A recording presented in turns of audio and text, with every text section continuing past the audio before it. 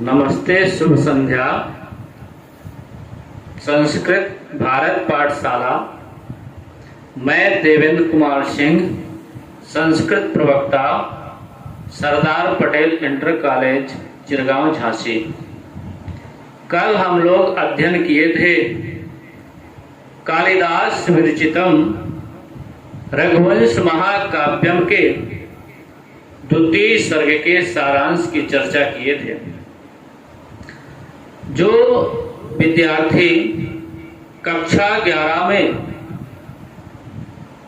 संस्कृत विषय के रूप में एक विषय लिए हुए हैं, उनके लिए आज हम रघुवंश महाकाव्यम के द्वितीय सर्ग के प्रथम और द्वितीय श्लोक का अध्ययन करेंगे।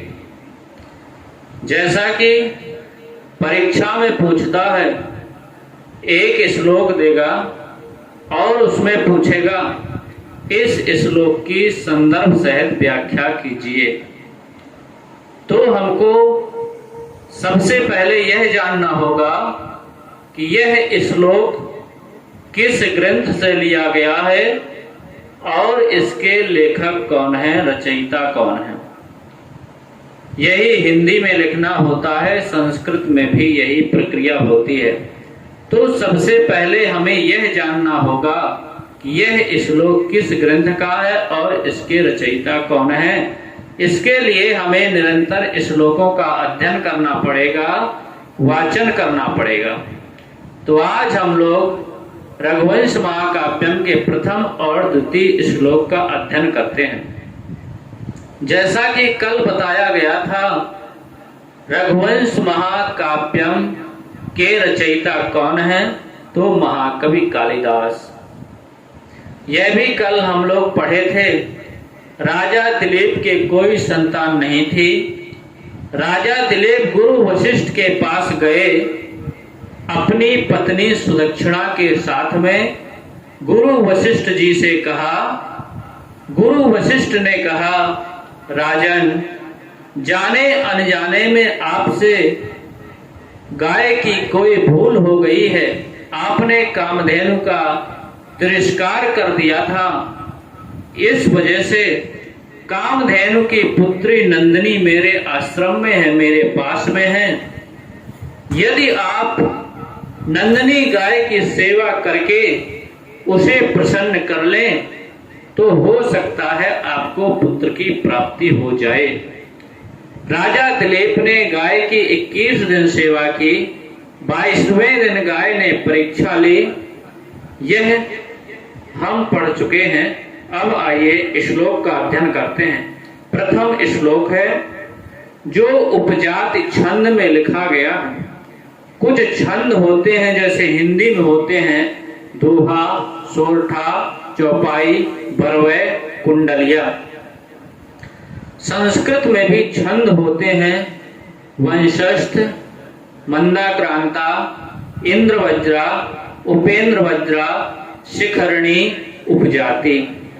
तो छंद को हम लोग छंद की तरह ही पढ़ेंगे। अन्यथा यदि हम छंद को पद्य की तरह नहीं पढ़ेंगे तो गद्य या पद्य में कोई मतलब नहीं रहेगा। इसलिए हम श्लोकों को पढ़ेंगे, संदर्भ उसका जानेंगे और उसका अर्थ जानेंगे।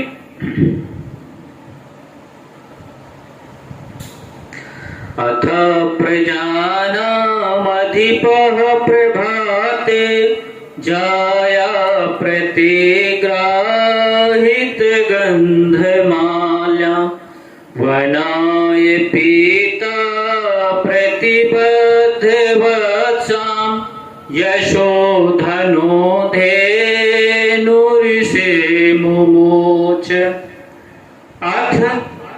अर्थ का अर्थ होता है इसके बाद, अर्थात रात्र व्यतीत होने के बाद।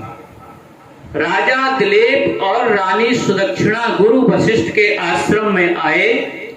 रात व्यतीत हुई। इसके बाद कालिदास लिखते हैं प्रभाते। प्रभाते यानी सुबह की बेला है, प्रातः काल की बेला है। प्रभाते माने सवेरे का टाइम है, प्रातः काल का टाइम है। और लिखते हैं प्रजानाम अधिपः।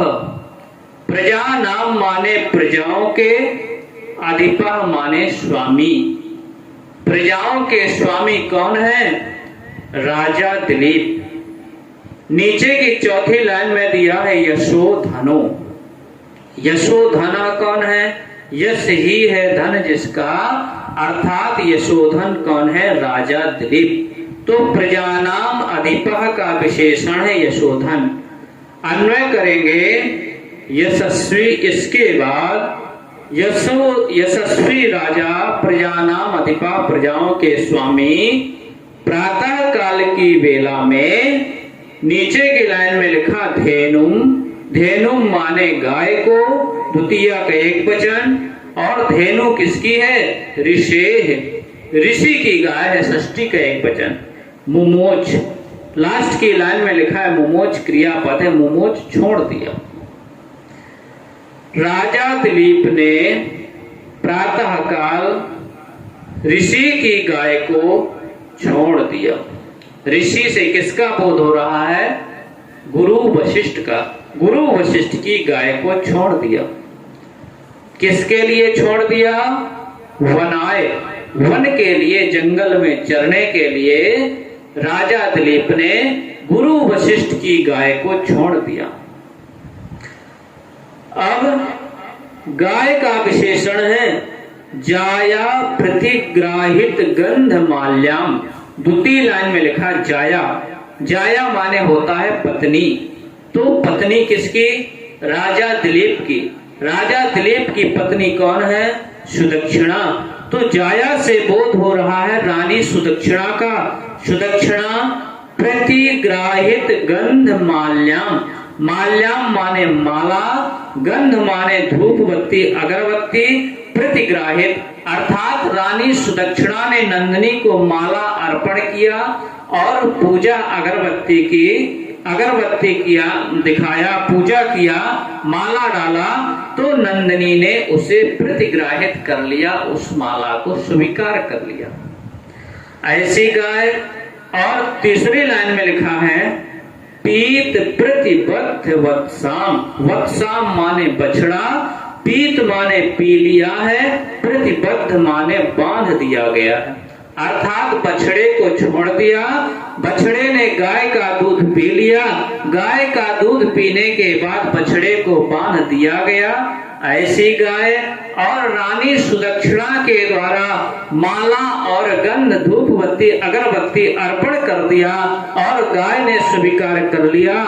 ऐसे प्रजाओं के स्वामी यशस्वी राजा दिलीप ने प्रभाते माने सुबह सुबह ऋषि की गाय को छोड़ दिया।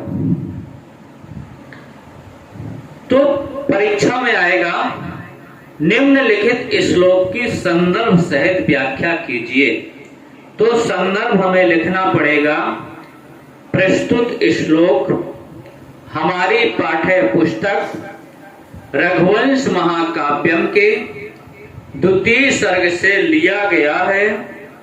इसके रचयिता महाकवि कालिदास हैं। यह संदर्भ लिखेंगे और यह संदर्भ कब लिख पाएंगे? जब आप लगातार पढ़ते रहेंगे। आपको पता होना चाहिए यह श्लोक रघुवंश महाकाव्यम का है। और यदि अध्ययन नहीं करेंगे तो लिख देंगे कि यह अभिज्ञान शाकुंतलम का है। इसीलिए बराबर पढ़ना पड़ेगा। तो हम लोग लिखेंगे संदर्भ प्रस्तुत श्लोक हमारी पाठ्य पुस्तक रघुवंश महाकाव्यम के द्वितीय सर्ग से लिया गया है। इसके रचयिता महाकवि कालिदास हैं। इसके बाद प्रसंग लिखेंगे। प्रसंग में वह लिखा जाता है जो उस श्लोक में वर्णन किया जाता है। वर्णन का क्या प्रसंग है, क्या उसका तात्पर्य है। प्रसंग में लिखेंगे गुरु वशिष्ठ की आज्ञा से राजा दिलीप गाय की सेवा करने के लिए तत्पर हुए, प्रवृत्त हुए। इसके बाद व्याख्या लिख देंगे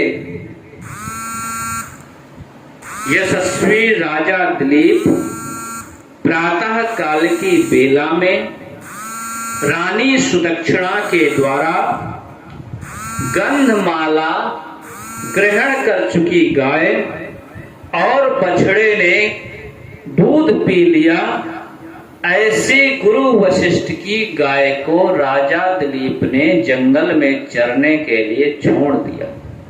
यह व्याख्या लिखेंगे। तो पहले लिखेंगे संदर्भ, फिर लिखेंगे प्रसंग, फिर लिखेंगे व्याख्या या हिंदी में अनुवाद। इस प्रकार से लिखेंगे। दोबारा इसका अर्थ समझते हैं।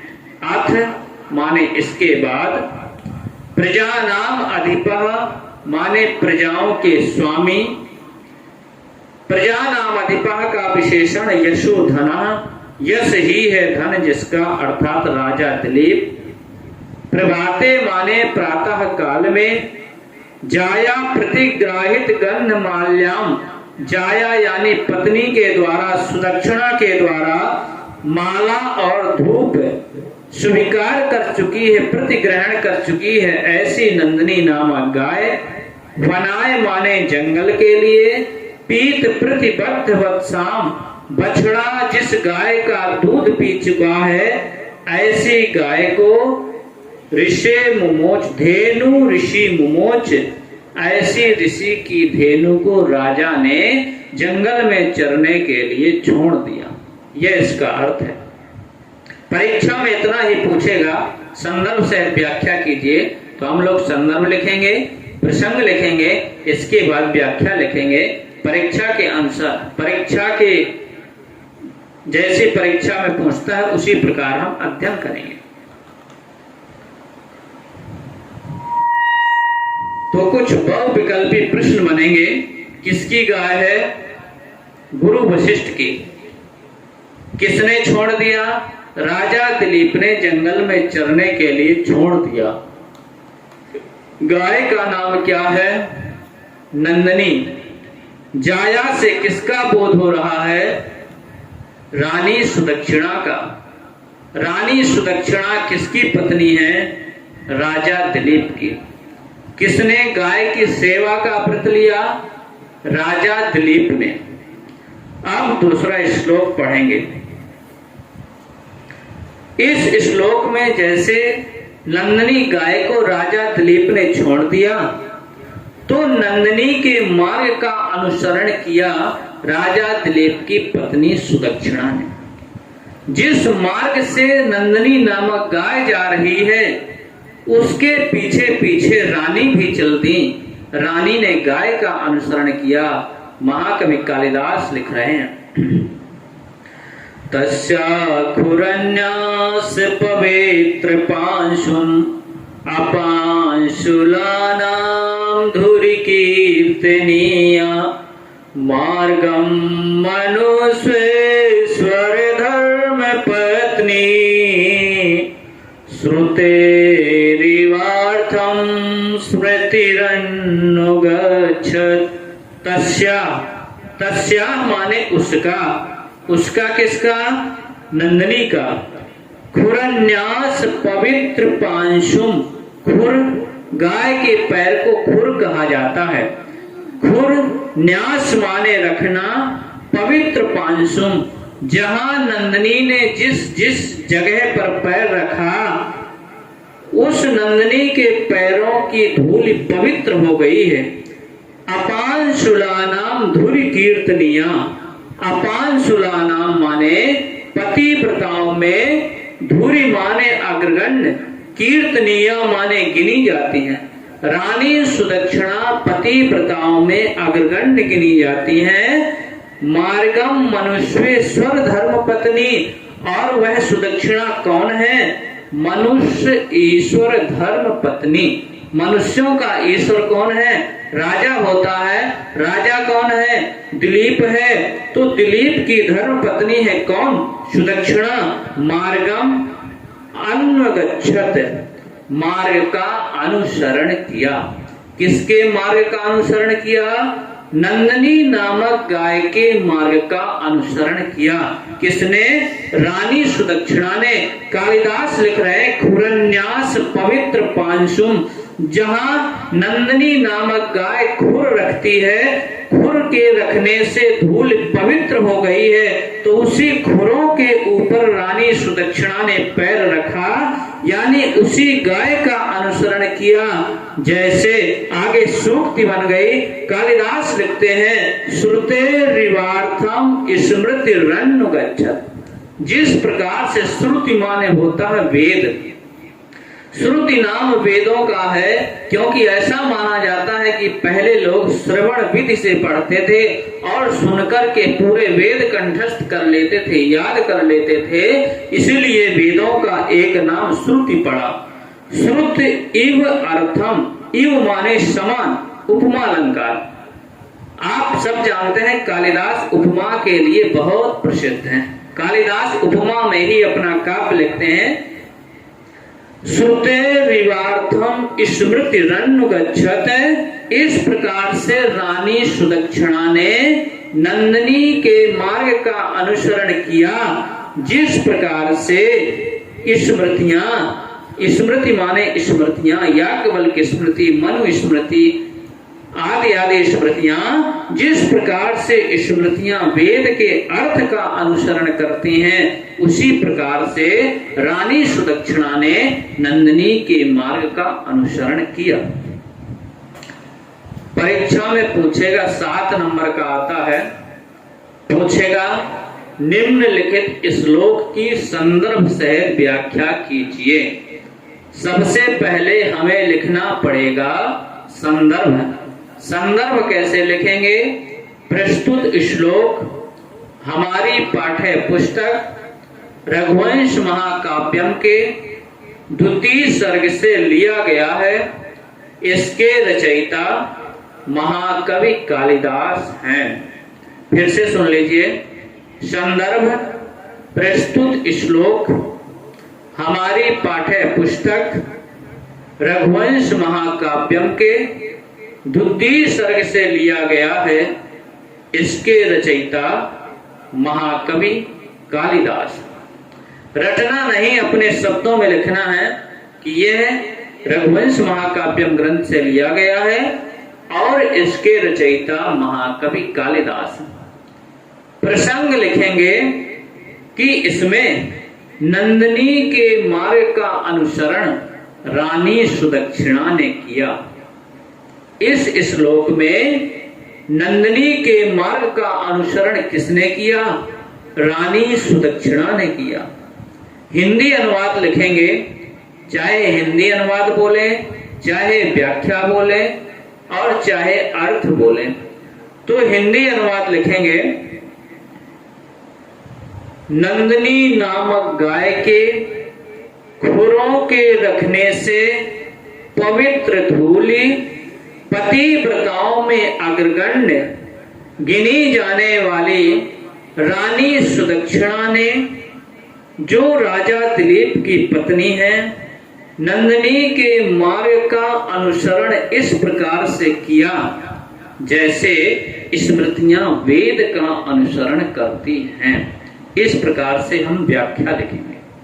फिर से सुन लीजिए। उस नंदिनी नामक गाय के खुरों के रखने से मार्ग की धूलि पवित्र हो गई है।